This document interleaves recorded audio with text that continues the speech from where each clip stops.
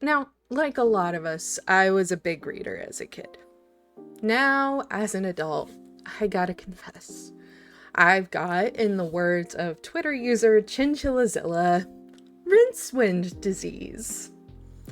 I absorbed too much information at a young age, and now I'm just permanently dumb as hell because my brain is full, like the wizard Rincewind in the Discworld series by the late, great Terry Pratchett. Truthfully, a lot of things happened in my childhood, like a lot of kids, that affected me deeply, and so I used reading as a coping mechanism to escape. My home life was pretty rough. I was being bullied by other kids in my class, and overall, undiagnosed, neurodivergent kiddo me was just having a rough go of it. I read a lot, about a lot. I will say, though, my favorite book from my childhood, it has to be Howl's Moving Castle by Diana Wynne Jones.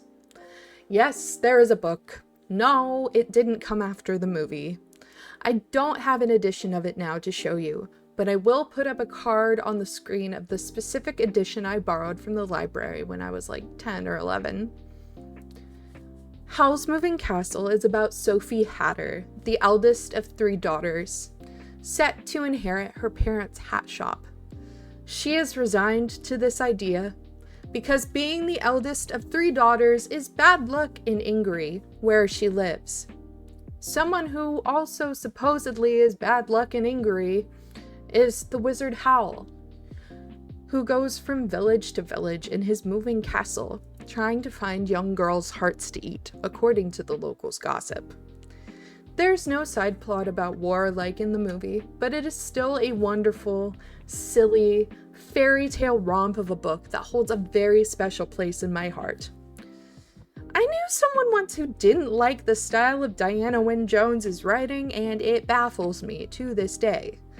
If a writer can get a laugh out of me, that's an excellent sign, given I'm easily amused, but still.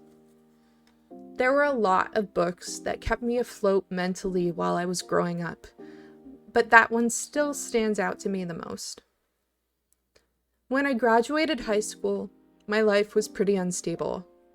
My parents had just moved 3 hours away. I was living with friends, working 2 minimum wage jobs just to survive. Welcome to America. And in a pretty mediocre relationship, frankly. The 3 good things about that period in my life were my best friend, her mom, and the book Furiously Happy by Jenny Lawson. I had never read Let's Pretend This Never Happened or even heard of the blogess before I picked up my copy of Furiously Happy at my local bookstore.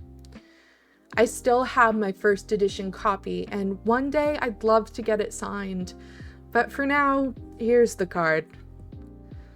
Furiously Happy is a series of occasionally playful, sometimes somber, always real anecdotes from Jenny Lawson's life.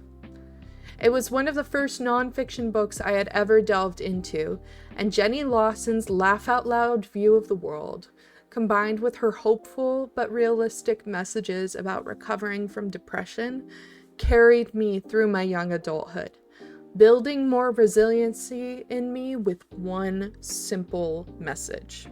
Depression lies. I had been struggling with pretty bad depression since the age of 10. My teenage years were some of the hardest. As a kid with undiagnosed ADHD, I couldn't handle the workload of a typical American high school, and because my parents didn't like labels, it was hard enough even getting my initial mental health diagnoses. I suffered both academically and socially. That combined with my parents basically knocking the ground out from under me fresh out of high school made for a pretty interesting first 6 months of real adulthood TM. Furiously Happy carried me through it, though, and a large part of why I'm still here today and why I am the way I am is Jenny Lawson. I don't know if she'll ever see this, but if she does, just thank you. Truly. And now, last for the books that shaped me, but definitely not least, I will tell you my favorite book of all time. I keep it on my nightstand as if it were a Bible, and it's not, but it's still an object of comfort for me. I get intense nightmares occasionally, and this book helps me when I wake up from one to get my mind off of it. If you know me, you've probably guessed which one it is by now, but if you haven't, it's The Hobbit by J.R.R. Tolkien. It's a classic, and for good reason. I've read and reread it at least 5 times now, which is a lot for me. I read it out loud occasionally for my friends who haven't read it but still would like to. I own an edition in softbound leather I got ages ago in a box set with the Lord of the Rings trilogy, but I'd love to own an illustrated version someday. I kind of collect books that I think are pretty. If you've never heard of Lord of the Rings, The Hobbit follows Frodo Baggins' uncle, Bilbo Baggins, and the company of Thorin Oakenshield on the quest to reclaim the mountain city Erebor, which has been taken over by the dragon Smaug for his hoard. On the journey, Bilbo and his friends have many adventures, some fun and dreamy to read about, like Beorn's refuge at the edge of Mirkwood, or the mysterious parties of the Mirkwood elves, and some are tense but still exciting to read, like Bilbo's riddle contest with Gollum, which prepares him for his face-off with Smaug later in the book. I read it to my late best friend over Skype call when we were teenagers, and it's a book I plan to read to my kids if I ever have them. It's very special to me, and the movies even are comfort movies for me when I'm at my lowest or I can't sleep. Now for the book that confounds me. If you're familiar with it, you won't be surprised at all. It is House of Leaves by Mark Z. Danielewski.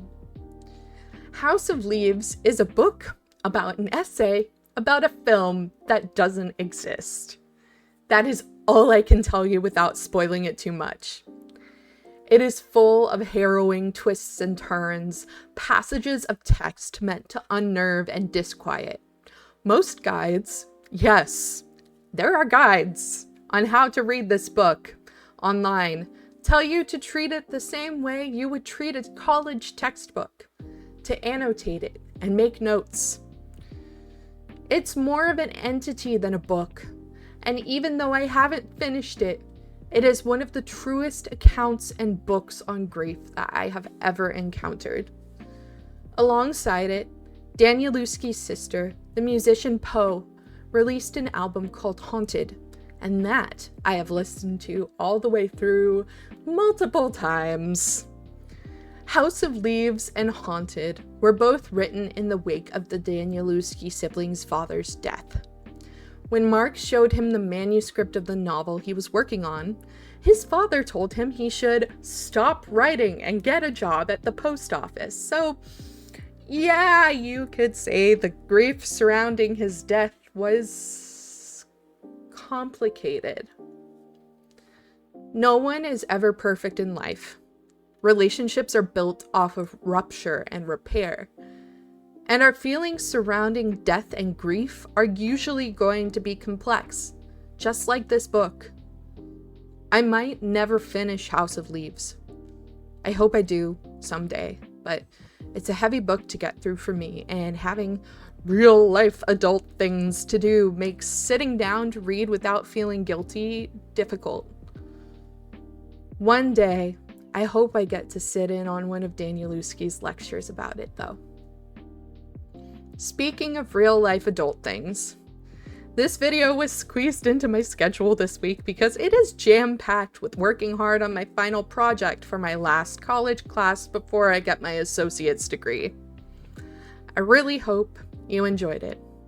And if you did, I'd love for you to comment with a book that shaped you, or one you want to finish but might never. Is it House of Leaves as well?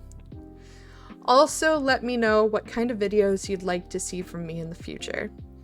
I don't plan on becoming a booktuber, but if you want to hear more about books, I can talk more about books. If you like this video, let me know by pressing the like button. And if you'd like to see more from me, I'd love it if you subscribed.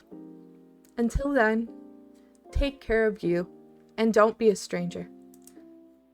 Good night.